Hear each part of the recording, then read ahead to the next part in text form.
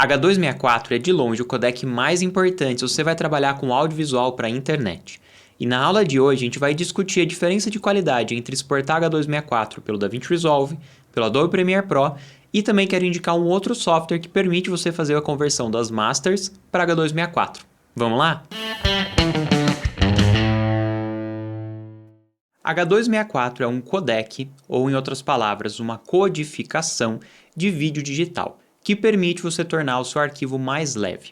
O objetivo principal da H264 é o streaming, é tornar o seu arquivo mais leve para que ele possa ser enviado através da internet. Então ele é um formato com o intuito principal de compactação, de leveza, tornar o seu arquivo mais leve em termos de quantidade de dados. Ele vai diminuir a redundância de dados e fazer simplificações das informações para fazer com que esse arquivo seja mais leve e mais fácil de ser enviado. Dessa forma, ele vai comprometer a qualidade e a complexidade do arquivo. Todo codec pode ser pensado em 3 eixos: a qualidade, a complexidade e o peso. Para diminuir o peso de um arquivo, obrigatoriamente ele vai comprimir, diminuindo a qualidade e aumentando a complexidade de dados. Então a gente tem codecs que têm finalidades diferentes. Por exemplo, quando eu finalizo o color grade de uma série, de um filme, um curta-metragem, e eu vou enviar isso para o meu cliente, eu geralmente já faço os deliveries, os renders finais. Eu gero as masters, que são arquivos com codec de alta qualidade, que vão ser guardados como um backup para ser utilizado depois para gerar novas versões, se necessário. E eu vou utilizar um codec que tenha alta qualidade. Geralmente ele vai ter uma baixa complexidade e ele vai pesar muito, em quantidade de dados. Então ele é fácil até de ler, por não ter tanta complexidade de compressão. Em contrapartida, ele tem que ter mais dados para ter mais qualidade. Eu também exporto um DCP. DCP é um formato para projeção de cinema, onde ele também utiliza um bitrate alto, mas ele tem uma certa complexidade, porque há ali interno uma compressão de dados também.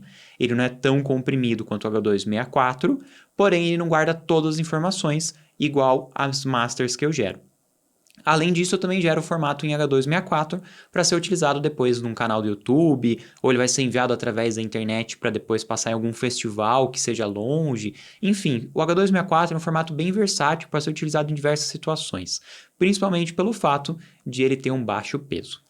Para que o H264 seja compactado e fique mais leve, ele utiliza uma série de técnicas de compressão: macro blockings, long gop, compressão intraframe, subamostragem de cor. E tudo isso vai gerar artefatos. Quanto mais comprimido, mais artefatos você vai ter. Então, quanto mais você diminuir a taxa de dados, menos qualidade você tem no H264.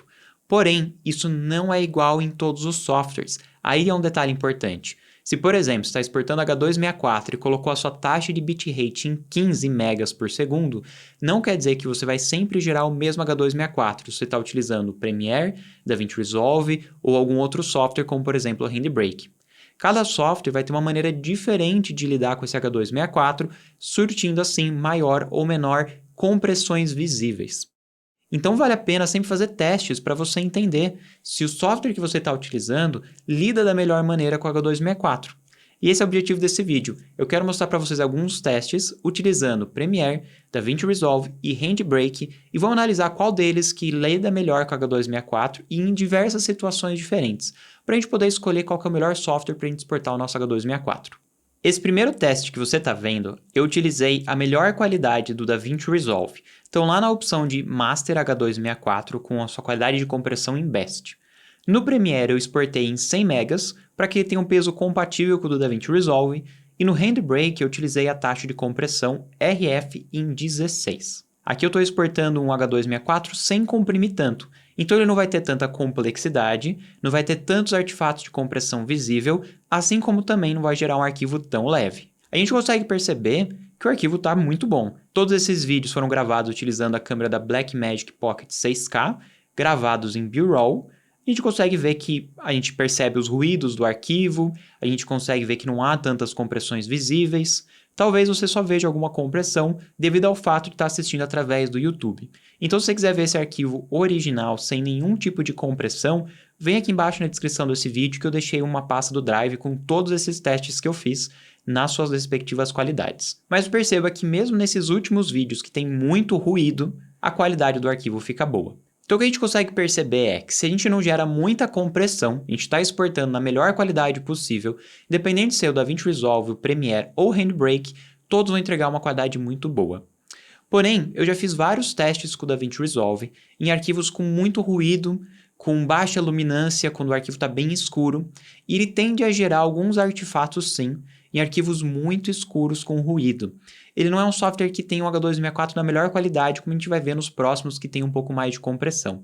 E eu senti isso mesmo utilizando a qualidade mais alta do DaVinci Resolve. Inclusive, esse é um outro ponto.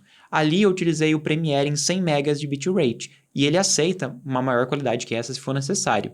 E o mesmo vale no Handbrake. O Handbrake estava lá em 16, que já é uma compressão alta até para o tamanho das possibilidades do Handbrake.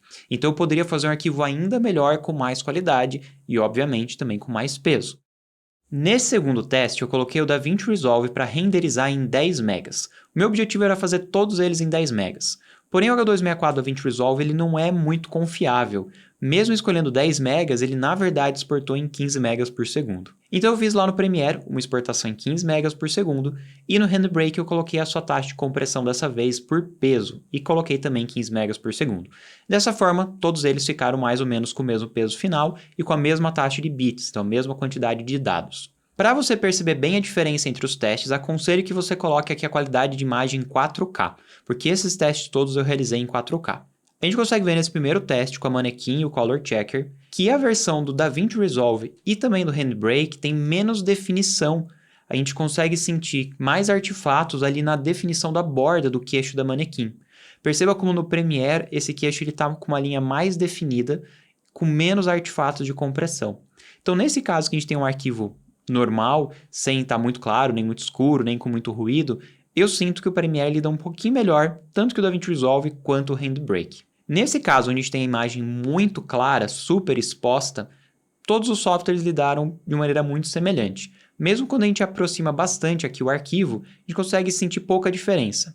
Porém, eu sinto que o DaVinci Resolve ele estoura mais os detalhes claros e a gente perde um pouco de definição nas áreas claras. Aqui, novamente, numa exposição normal, a gente consegue ver que as imagens estão muito semelhantes entre os três softwares, porém, se a gente se atentar mais no fundo, eu consigo perceber que tanto o Premiere quanto o DaVinci Resolve posteriza mais. O Handbrake ele gera mais ruído, mas menos posterização. Nesse caso, onde a imagem está subexposta, no render original eu não senti muita diferença em nenhum dos três, mas eu fiz o teste de upar esse arquivo no YouTube, e olhando através do arquivo no YouTube, eu tenho a sensação que o Handbrake gera um pouquinho menos de compressão. Provavelmente algum algoritmo de ruído que ele acaba aplicando que é menos acentuado do que os outros dois na hora de comprimir novamente pelo YouTube. Nesse último exemplo, eu coloquei bastante ruído utilizando o plugin de Film Grain do DaVinci Resolve.